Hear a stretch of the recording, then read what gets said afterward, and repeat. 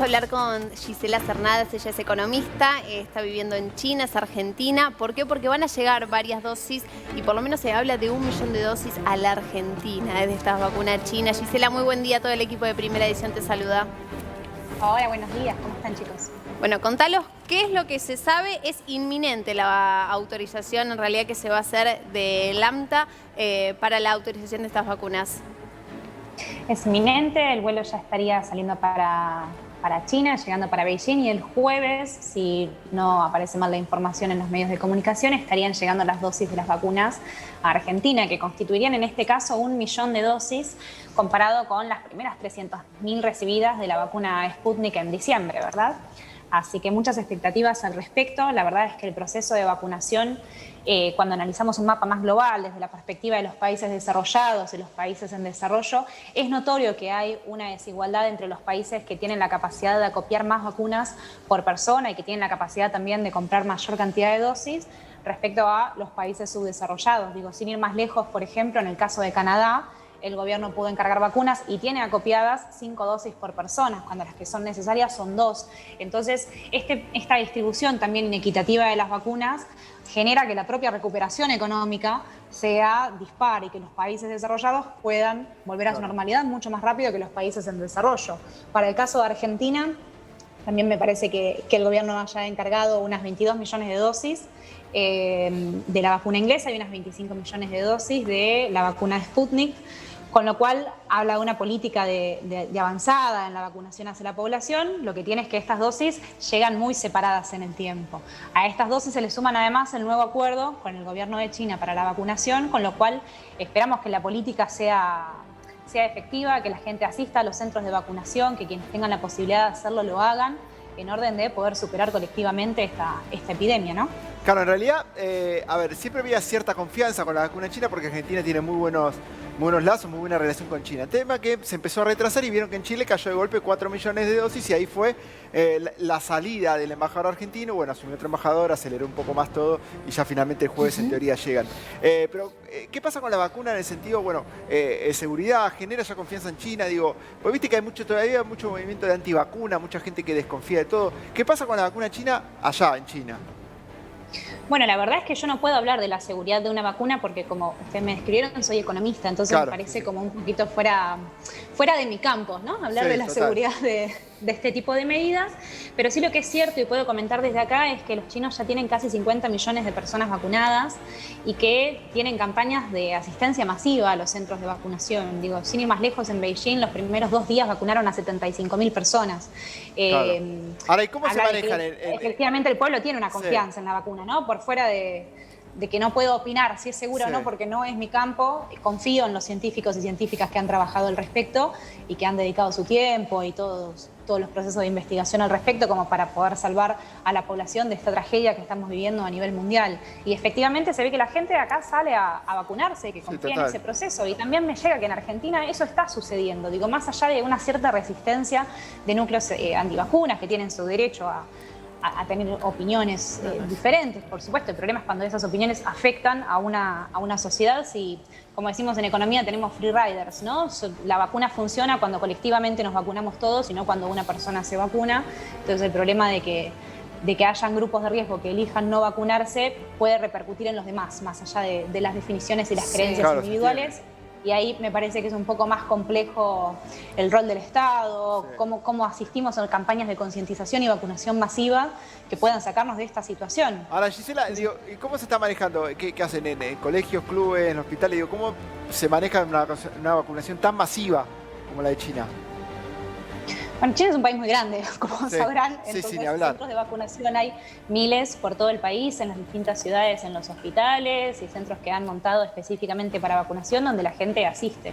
Por supuesto que en algunas ciudades la prioridad para vacunarse la tienen, por ejemplo, los chinos que tienen que viajar al extranjero por motivos personales antes que los extranjeros que estamos aquí también por motivos personales, así que desde mi lugar, por lo menos, estoy muy ansiosa y con muchas ganas de que me vacunen para poder viajar y visitar a mis afectos Claro. en Argentina, que extraño mucho a mi patria también, pero lo que voy es que los centros de vacunación están por todos lados y que hay distintas políticas para priorizar quienes tienen el acceso a la vacuna por el momento, pero Sí. estamos hablando de que ya 50 millones de personas están vacunadas, estamos hablando del 3% de la población en China.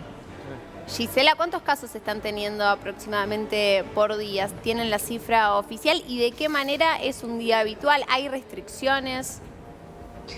En este momento en China los casos son menos de 2.500, no recuerdo el número exacto porque no lo confirmé el día de hoy, pero los casos son 30, 40 casos, a veces 50 casos, dependiendo de las ciudades. Sí. Son mayoritariamente casos importados. Cuando nos referimos a casos importados, son los casos de personas que vienen del exterior y que tienen que tener una política de aislamiento social de 14 días, cada uno aislado en una habitación distinta de un hotel, donde se le realizan test y tienen imposibilidades de salir al exterior.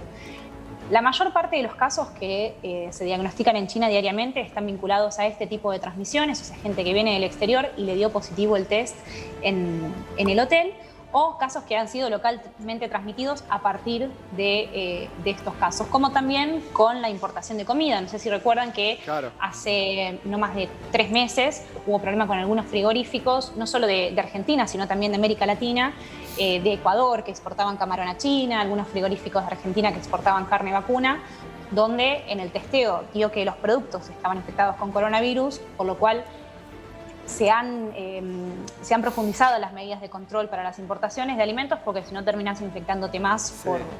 por de repente consumir tocar un pedazo de carne que...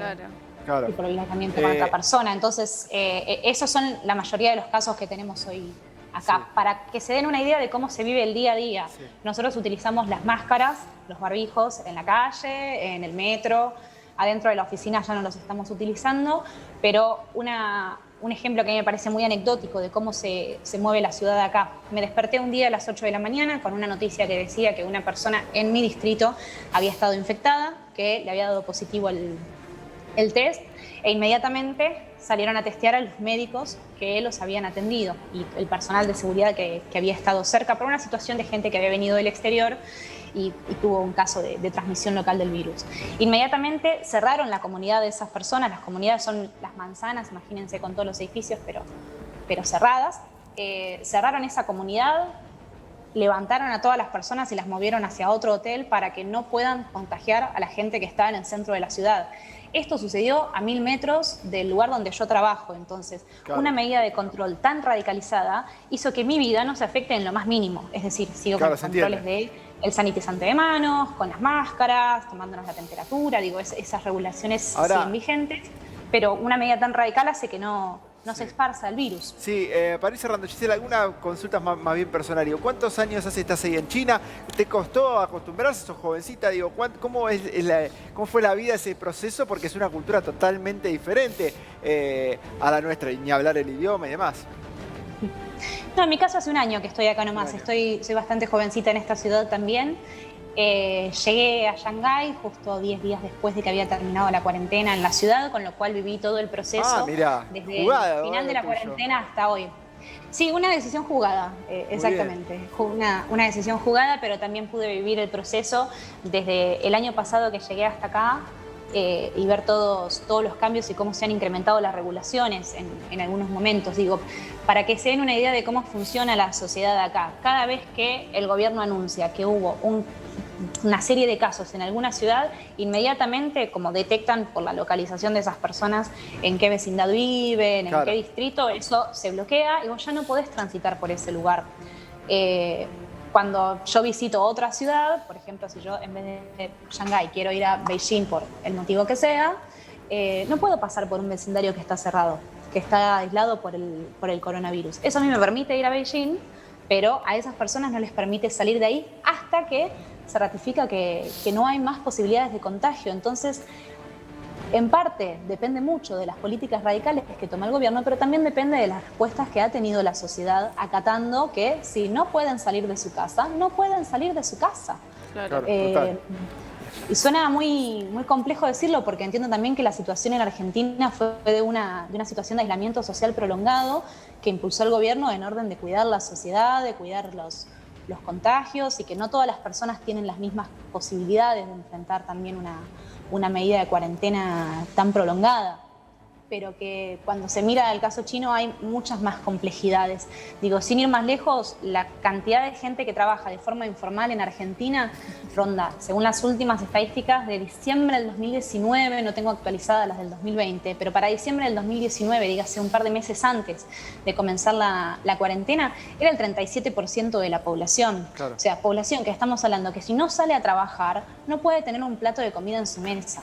Ese número de gente en China es el 3% de la población. Y más allá de que cuando uno cuenta la cantidad de gente que es, porque son millones de chinos, son 1.400 millones de chinos en este país, habla de que una parte muy importante de la población puede permanecer en su casa sin miedo de perder el trabajo y que tenga garantizado también el alimento y todos sus derechos, ¿no? Entonces son condiciones muy distintas para enfrentar estas medidas de aislamiento social y uno no puede directamente decir, bueno, repliquemos todo lo que están haciendo en China en nuestros países, porque son distintos los recursos, aunque sí es cierto que es necesario que cada uno aporte lo suyo para el cuidado colectivo, acatando también las medidas que impulsan los gobiernos, ¿no? Claro, total. Bueno, te agradecemos la comunicación, gracias por atendernos desde tan lejos y bueno, un abrazo grande. Muchas gracias a ustedes, chicos. Gracias.